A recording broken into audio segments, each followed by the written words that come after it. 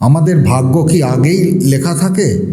জীবনে আমরা যা কিছু অনুভব করি তা কি আগে থেকেই ঠিক করা থাকে, নাকি আমাদের কর্মই আমাদের ভাগ্যকে বদলে দিতে পারে? এই প্রশ্ন যুগ যুগ ধরে মানুষের মনে ঘুরপাক খাচ্ছে। গরুড় পুরাণের মতো প্রাচীন ধর্মগ্রন্থ এই রহস্য উন্মোচনের চেষ্টা করেছে। গরুড় পুরাণের জ্ঞানময় উপদেশে বলা আছে, মানুষের ভাগ্য ঠিক কবে লেখা হয়, জন্মের আগে নাকি জন্মের পরে? আজ আমরা গরুড় পুরাণের সেই জ্ঞান ভরা কথাগুলো সহজভাবে জানব। এবার আসুন জেনে নেওয়া যাক গরুড় পুরাণে শ্রীকৃষ্ণ কি বলেছিলেন। তিনি জানান, মানুষের জীবনে যা কিছু ঘটে তা জন্মের আগেই নির্ধারিত থাকে, সেটি কেউ এড়াতে পারে না। গরুড় পুরাণ আমাদের শেখান, জন্ম মৃত্যুর রহস্য থেকে শুরু করে বর্তমান জীবন কেমন করে চলতে হবে, সবই আজ আমরা একটি কাহিনীর মাধ্যমে জানব। আমাদের ভাগ্য জন্মের আগে লেখা হয় নাকি জন্মের পরে? এই কাহিনী গরুড় পুরাণে বর্ণিত, যা শ্রীকৃষ্ণ নিজে দেবর্ষি নারদকে বলেছিলেন। এক সময়ের কথা, দ্বারকা নগরীতে শ্রীকৃষ্ণ তার ঐশ্বর্যময় আসনে বসে আছেন। ঠিক তখন দেবর্ষি নারদ নারায়ণ নারায়ণ জপ করতে করতে তার কাছে এলেন। তিনি প্রণাম জানিয়ে বললেন, হে প্রভু, আপনি ত্রিকালদর্শী। আমি শুনেছি যে কোনো জীব বা মানুষ জন্ম নেয়, কিন্তু তার ভাগ্য আগে থেকেই লেখা থাকে। হে প্রভু, আমি জানতে চাই, মানুষের জীবনে যা কিছু ঘটে তা কি জন্মের আগেই নির্ধারিত হয়, নাকি তা আগের জন্মের কর্মফল? এবং আমরা কি আমাদের পরিশ্রম ও সৎকর্মের মাধ্যমে ভাগ্যকে বদলাতে পারি? দেবর্ষি নারদের এই প্রশ্ন শোনার পর শ্রীকৃষ্ণ শান্তভাবে তার দিকে তাকিয়ে শ্রীকৃষ্ণ মৃদু হেসে বললেন, হে নারদ, তোমার এই প্রশ্ন অত্যন্ত গুণসম্পন্ন। এটি মানুষের জন্ম, কর্ম ও মৃত্যুর সাথে গভীরভাবে জড়িত। হে নারদ, আমি তোমাকে একটি কাহিনী শোনাবো, যা শুধু তোমার প্রশ্নের উত্তরই দেবে না, বরং প্রতিটি মানুষের জন্য হবে এক সতর্কবার্তা ও প্রেরণার উৎস। তুমি এই কাহিনী মনোযোগ দিয়ে শেষ পর্যন্ত শোনো।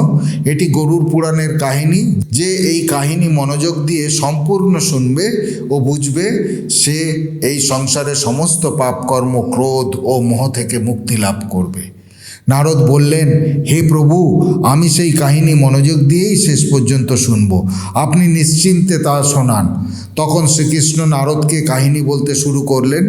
হে নারদ, প্রাচীনকালে এক বিশাল ও সমৃদ্ধ রাজ্য ছিল, যার নাম ছিল মগধপুরী।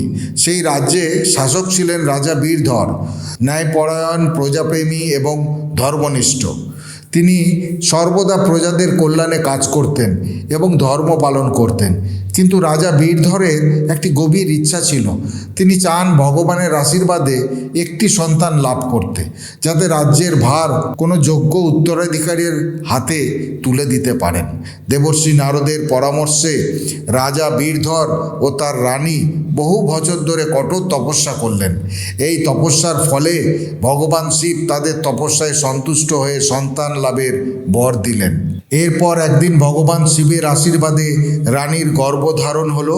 রাজা ও রানী অতি আনন্দিত হলেন, কারণ তাদের আশা ছিল তাদের পুত্র একদিন মহান শাসক হবে এবং রাজ্যকে সুখ সমৃদ্ধির পথে নিয়ে যাবে। কিন্তু যখন রানী প্রসব করলেন, তখন দেখা গেল শিশুটি শারীরিকভাবে অক্ষম ও দুর্বল। তার হাড়গুলো ভঙ্গুর, দেহে বল নেই এবং সে জন্ম থেকেই শারীরিকভাবে অক্ষম। এই দৃশ্য দেখে রাজা বীরধরের হৃদয় ভেঙে গেল। তখন তিনি শ্রীকৃষ্ণের সঙ্গে দেখা করার সিদ্ধান্ত নিলেন এবং নিজের দুঃখ ভাগ করে নিতে তার কাছে পৌঁছালেন। রাজা বিনম্রভাবে বললেন, হে প্রভু, আমি এত তপস্যা করেছি, যজ্ঞ করেছি, তবু আমার সন্তান অক্ষম জন্ম নিল কেন? আমি তো ভগবান শিবের আশীর্বাদ পেয়েছিলাম, তবুও কেন এমন হলো? এ কি আমার ভাগ্যে আগে থেকেই লেখা ছিল? শ্রীকৃষ্ণ মৃদু হেসে বললেন, হে রাজা, তুমি ঠিক বলেছ, তোমার সন্তান অক্ষম জন্মেছে, কিন্তু তুমি কি জানো কেন তার জন্ম এভাবে হলো? এটি তোমার পূর্বজন্মের কর্মের ফল। তোমার অতীত জীবনের কর্মফলই তোমার বর্তমান ভাগ্যে প্রতিফলিত হয়েছে। কিন্তু এর মানে এই নয় যে তোমার ভাগ্য জন্মের আগেই স্থির ছিল। এই ঘটনা তোমার ও তোমার সন্তানের পূর্বজন্মের কর্মের সঙ্গে যুক্ত। জন্ম, মৃত্যু ও জীবনের উত্থান পতন পূর্ব নির্ধারিত হলেও আমরা যে কর্ম করি তা আমাদের ভাগ্যকে বদলাতে সক্ষম।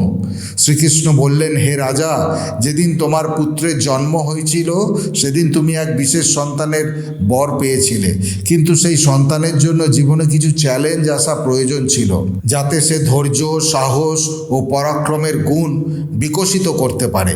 তবে মনে রেখো, ভবিষ্যৎ কেবলমাত্র বর্তমান সময়ের কর্মে নির্ভর করে না, এটি পূর্বজন্মের কর্মফলের সঙ্গেও জড়িত। হে রাজা, ভাগ্য ও কর্মের মধ্যে গভীর সম্পর্ক আছে। আমাদের কর্মই আমাদের ভাগ্যের নির্মাতা। এই কারণেই জীবনে আমাদের সবসময় ধর্ম ও সত্যের পথে চলা উচিত। হে রাজা, তোমার জীবনে যা কিছু ঘটছে তা পূর্বজন্মের কর্মের ফল। তোমার পুত্র অক্ষম জন্মেছে কারণ এটি তার আত্মার পূর্বজন্মের। যখন একটি আত্মা পুনর্জন্ম লাভ করে তখন তাকে অবশ্যই কিছু না কিছু কষ্ট ভোগ করতেই হবে, যাতে সে পূর্বজন্মের ঋণ শোধ করতে পারে।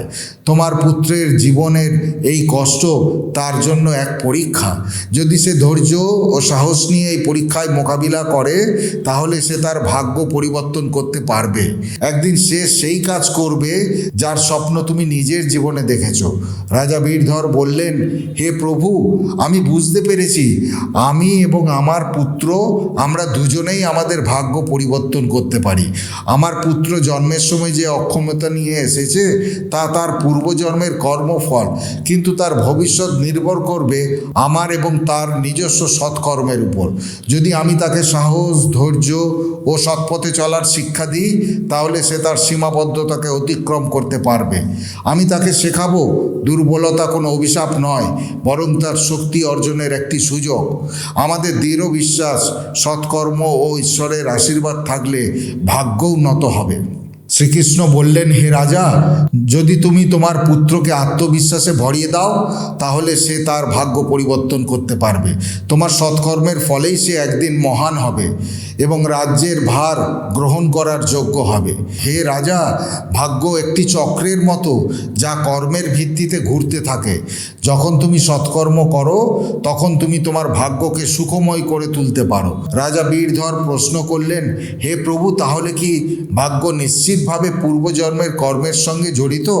শ্রীকৃষ্ণ বললেন, হ্যাঁ, কিন্তু সেটিকে পরিবর্তনের ক্ষমতা তোমারই হাতে আছে। যদি তুমি সৎকর্ম করো তবে তা তোমার ভাগ্যকেও উন্নত করবে। পাশাপাশি ভক্তি, সাধনা ও সেবা দ্বারাও ভাগ্য পরিবর্তন সম্ভব। ভগবানের ভক্তি দ্বারা ঈশ্বরকে সন্তুষ্ট করে আমরা আমাদের ভাগ্য বদলাতে পারি। যদি তুমি তোমার পুত্রকে জীবনের সংগ্রামের মুখোমুখি হওয়ার সাহস ও আত্মবিশ্বাস শেখাও তবে সে তার ভাগ্য পরিবর্তন করতে পারবে। রাজা বীরধর শ্রীকৃষ্ণের উপদেশ সম্পূর্ণভাবে অন্তরে ধারণ করলেন এবং পুত্রকে শিক্ষা দেওয়ার সংকল্প নিলেন। তিনি পুত্রকে শেখালেন, কষ্ট যতই আসুক না কেন সাহস ও বিশ্বাস হারানো যাবে না। সময়ের সঙ্গে সঙ্গে সেই অক্ষম পুত্র আত্মবিশ্বাসী ও কঠোর পরিশ্রমের মাধ্যমে সমাজে একটি গুরুত্বপূর্ণ স্থান অর্জন করল। তার সংগ্রামশীলতা ও সাহস রাজ্যের মানুষের মধ্যে তার সম্মান বাড়িয়ে দিল। শ্রীকৃষ্ণ দেবর্ষি নারদকে বললেন, হে নারদ, বুঝে নাও যে ভাগ্য একটি চলমান প্রক্রিয়া যা কর্মের উপর নির্ভর করে বদলাতে থাকে। যারা জীবনে নিজেদের কর্মকে উন্নত করে এবং ভগবানের শরণ নেয় তাদের ভাগ্য পরিবর্তিত হয়। এটি শুধু কর্ম নয়, বরং জীবনের সংগ্রাম ও সেই কর্মের সম্মিলিত ফলাফল। বন্ধুরা, এই কাহিনী আমাদের শেখায় জীবনে যা কিছু ঘটে তা আমাদের পূর্বজন্মের কর্মফল। ভাগ্য ও কর্মের কোনো স্থির রূপ নেই। আমাদের সৎকর্ম আমাদের ভাগ্য পরিবর্তন করতে পারে। গরুড় পুরাণ আমাদের শিক্ষা দেয়, যদি আমরা সৎকর্ম করি, সত্যের পথে চলি এবং ঈশ্বরের ধ্যানে মগ্ন থাকি তবে আমরা জীবনের দিক পরিবর্তন করতে পারি। হে নারদ, এই জগৎ কর্মের আয়না। যে যেমন কর্ম করবে সে তেমনই ফল ভোগ করবে। মানুষকে মনে রাখতে হবে, মাতা পিতার সেবা, অন্যের সহায়তা এবং ঈশ্বরের ধ্যানই সর্বোচ্চ ধর্ম। যে মানুষ পূর্বজন্মে কারো প্রতি পাপ করেছে বা কষ্ট দিয়েছে সে মৃত্যুর পর নরকে ভয়ঙ্কর যন্ত্রণার শিকার হয়। কিন্তু যদি জীবিত অবস্থায় সে অনুতপ্ত হয়, পাপ খণ্ডন করে, ভগবানের শরণ নেয় এবং সৎকর্মে নিজেকে নিয়োজিত করে তবে সে সেই যন্ত্রণা থেকে মুক্তি পেতে পারে।